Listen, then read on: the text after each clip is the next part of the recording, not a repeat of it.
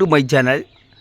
நம்ம இப்போ யாரை பற்றி பேச போகிறோன்னா, அந்த ஏமாற்றுக்காரன் எப்படியெல்லாம் என் மக்கள்கிட்ட ஏமாத்துறதுக்கு வித்தை போடுறாங்கிறத இப்போ அதை பற்றி இப்போ பேச போகிறோம். ஏமாற்றுக்காரனா யாருன்னா வேறு யாரும் இல்லை, யூடியூப்பில் உட்காந்துட்டு ஏமாற்றி பிழைக்கிறத இல்லை குறிக்கோளாக வச்சுக்கிற ஒரு மோசக்கார தம்பதிகளாருன்னா இளவரசன் என்கிற பேர் வச்சுக்கிற ஒரு ஏமாற்றுக்காரன். ஆல்ரெடி நேற்றே சொல்லியிருப்பேன், இந்த மாதிரி ஆட்களுக்கெல்லாம் இலவசம் பேர் வச்சதுக்கு அவங்க தான் வைக்கப்படணும்.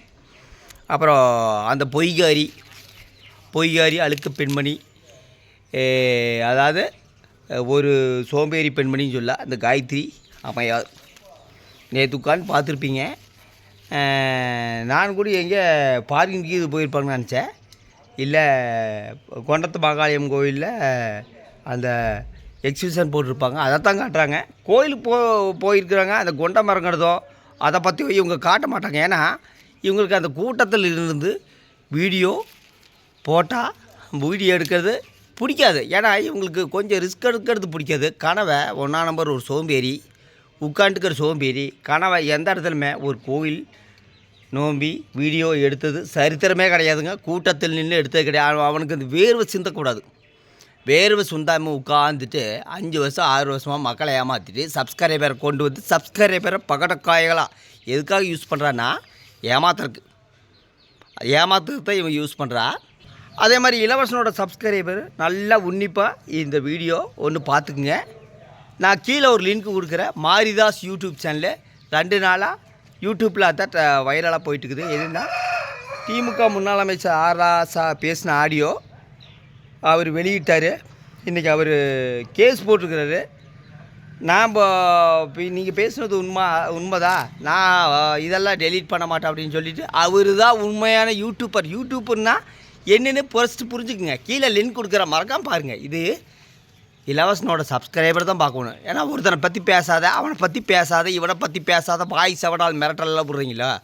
அதனால் இளவரசனோட சப்ஸ்கிரைபர் மறக்காமல் கீழே லிங்க் கொடுங்க. மாரிதாஸ் யூடியூப் சேனல் போய் பாருங்கள். அவர் எந்த மாதிரியெல்லாம் பேசுகிறாரு. இளவரசனால் ஒரு ஆளா, எனக்கெல்லாம் ஒரு ஆளா, எனக்கு உண்டான கெப்பாசிட்டி உண்டானால் இளவரசம் கிடையாது. ஒரு ஆளுக்கு கெப்பாசிட்டின்னு என்னென்னா லோக்கலில் கெப்பாசிட்டி நிரூபிக்கணும். நான் நிரூபிக்க தயார். இலவசனால் முடியுமான்னு கேட்டால் சத்தியமாக முடியாது, எந்த காலத்தையும் முடியாது. அவன் பற்றி நீங்கள் லோக்கலில் காட்டினா காரி துப்பிடுவாங்க. அப்புறம் நேற்று உட்காந்துட்டு அப்படியே காரில் உட்காந்து பேசுவேன். எனக்கு வீடியோ போடுறக்கு டைம் இல்லை. ஏன்னா மக்களை ஏமாற்றிட்டு இருந்தால் எப்படிங்க வீடியோ போட முடியும். மாதமானால் ஒரு 40,000 50,000 யூடியூப்பில் வந்துட்டுருக்கும். இப்போ 1 லட்சக்கணக்காக மக்களை ஏமாற்றிட்டு இருக்கிற பணம் 1 லட்சங்கிறது ஒரு 15 நாள் எக்ஸ்ட்ரா போட்டான்னு வச்சுக்கோங்க. இன்னும் எக்ஸ்ட்ரா வரும். அதனால தான் இவருக்கு டைமில் டெய்லி வீடியோ வருமாம்மா. அந்த வீடியோ பார்க்குறவன இல்லை 1 நம்பர் முட்டாள் அடியாளாக தான் இருப்பாங்க. என்ன நான் சொல்கிறேன்னா, அதாவது இந்த மருந்தோட விலை பார்த்தீங்கன்னு வச்சுக்கோங்க 1000 ரூபா தான். திருப்பி இது அரைச்சமாகவே அரைக்காதீங்க அப்படின்ட்டு நிறைய பேர் பேசுவாங்க. அத்தனை வேதை ஏமாற்றிருக்கிற அந்த பொய்காரியுமே அந்த எக்ஸிபிஷனில் பாருங்கள். முதல் முறையாக ஃப்ரெண்ட்ஸ் அப்படிமா ஒண்டர்லாவெல்லாம் போனால் மயங்கி விழுந்துருவான் நாட்டுக்குது. இருக்கிறதுலையே ஒண்டர்லா தான் எக்ஸிபிஷனில் ஹைலைட்டு. ஆனால் இவங்க தங்கை பார்த்தீங்கன்னா விதவிதமான கண்டென்ட். இது பார்த்தீங்கன்னா அந்த கோவில் நோம்பியெல்லாம் போட்டிருப்பாங்க. சூப்பர் அருமையாக இருந்தது. ஆனால் அந்த ஏமாற்றுக்காரியுமே இதெல்லாம் போட்ட சரித்திரமே கிடையாது. மக்களை ஏமாற்றணும், அந்த வயிறு வாயெல்லாம் வளர்த்தணும், அடுத்தவனை ஏமாற்றி ஒலையடித்து ஏமாற்றி சம்பாதிக்கணும். காரில் உட்காந்துட்டு பேசுகிறா. எத்தனை பேரா திருத்திருக்கிற நீ அதை சொல்லு, ஃபஸ்ட்டு சொல்லு. இந்த 6 மாதமாக திருத்திருக்கிறேங்க அப்படிங்கிற. இந்த மருந்து சாப்பிட்டு குடிக்க மாட்டா அப்படிங்கிற. இளவரச என்ன கடவுளா? இதே மருந்து சாப்பிட்டா போதை போட்டு போனான்ட்டு அந்த டாக்டர் சொன்னார். அப்போ அந்த வாய் எப்படி போய் குடித்தது?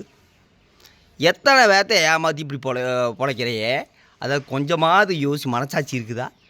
அதாவது இந்த 1000 ரூபா மருந்தை இந்த 2000 3000 4000 6000 ரூபான்னு சொல்லிட்டு கணவன் மனைவி உட்காந்துட்டு ஏமாத்துறையே. ஒரு மனசாட்சி இருந்தால் ஒரு குறிப்பிட்ட விலையை வச்சு வை.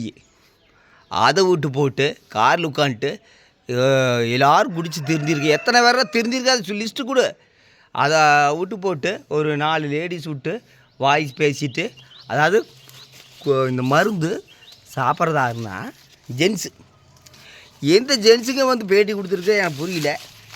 அதாவது இந்த மருந்தில் யாருக்கு உடந்தைன்னு காட்டுனா நம்ம பொய்கார காயத்ரி அம்மையாரோட வந்து அருமையான அண்ணனுக்குமே அவங்க அண்ணனுக்கும் இந்த சப்ளையில் உடந்ததா அதெல்லாம் யாருக்கும் தெரியாதுன்னு நினைக்கிறேன். ஏன்னா நேற்று பார்த்துருப்பீங்க அந்த பொய்யார பெண்மணியோட ஃபேமிலி மட்டும்தான் அந்த எக்ஸிபிஷனில் இருக்குது. நம்ம ஏமாட்டுக்கார இளவரசனோட ஃபேமிலியெல்லாம் கிடையாது. இதில் முழுக்க பார்த்திங்கன்னா அந்த பொய்யார பெண்மணியோட குடும்பத்துக்கு தான் இந்த பணம் நல்லா போயிட்டுருக்குது. மொத்தத்தில் இந்த ஏமாற்றுக்காரனுக்கும் ஏமாற்றுக்காரிக்கும் என்ன வேலைன்னா, கொஞ்சம் ஆர்டர் கம்மியாகி போச்சுன்னா உட்காந்து என்ன மருது ஏது மருது அதை படிப்பறிவில்லாத முட்டாள் தான் இந்த பொய்யார பெண்மணி காயத்ரி.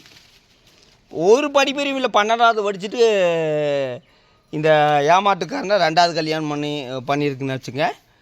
அப்புறம் பார்த்தீங்கன்னா எத்தனையோ பேர்த்த தெரிஞ்சுக்கு எத்தனை பேரும் தெரியுதில்ல. திருப்பூர் டாஸ்மார்க்கில் இன்னும் கூட்டமாக தான் இருக்குது. பெருமாநல்லூர் டாஸ்மார்க்கில் இன்னும் கூட்டமாக தான் இருக்குது.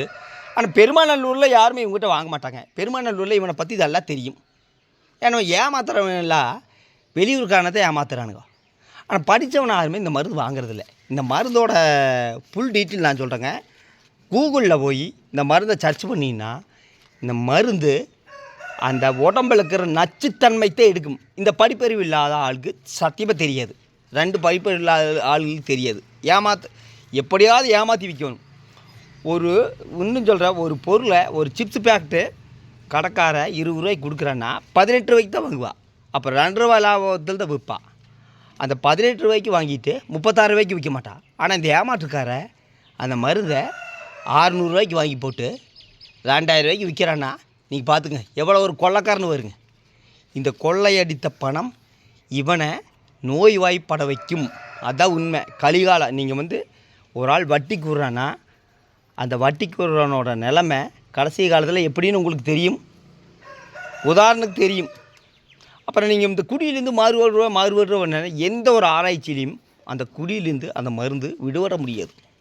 அந்த மருந்து கடவுள் கிடையாது. திருப்பி ஏன் சொல்கிறேன்னா, இந்த மருந்தோட விலை பார்த்திங்கன்னா 1000 ரூபா தான். அது டாக்டர்கிட்ட 1000 ரூபா. ஆனால் இந்த ஏமாற்றுக்காரனும் இந்த ஏமாற்றுக்காரியும் ஏதோ ஒரு நாட்டு மருந்து கடையில் அந்த ஏமாற்றுக்காரியோட அண்ணனும் சேர்ந்து நாட்டு மருந்து கடையில் வாங்கி சப்ளை பண்ணுறாங்க. ஆனால் அதை சாப்பிட்டு எவனாவது செத்து போனாதான் இவனுக்கு அது தெரியும். அது விரைவில் நடக்குன்னு நான் நினைக்கிறேன். நடக்கும்போது தெரியும். யாராச்சும் பணத்தை கேட்டிங்கன்னா அவங்க நம்பரை பிளாக் பண்ணுவாங்க. இந்த ஏமாற்றுக்காரியும் இந்த மருந்து வாங்காதீங்க. இந்த மருந்து வாங்கணும்னா சத்தியமங்கலம் அணு ஹாஸ்பிட்டலில் போய் வாங்க. 9445670646. இவனை மாதிரி ஏமாற்றுக்காரனை வளர விடாதீர்கள். இதை மட்டும்தான் என்னால் சொல்ல முடியும். மறக்காமல் கீழே லிங்க் கொடுக்குறேன், அதை போய் பாருங்கள். அவர் தான் உண்மையான ஆம்பளையான யூடியூப் சேனல். அந்த இளவரசனோட சப்ஸ்கிரைபருக்கு அதெல்லாம் தெரியாது. மறக்காமல் அந்த லிங்க்கு கீழே கொடுக்குற பாருங்கள். அதுக்கப்புறம் யூடியூப் என்னன்னு தெரிஞ்சுக்கங்க. நன்றி, வணக்கம்.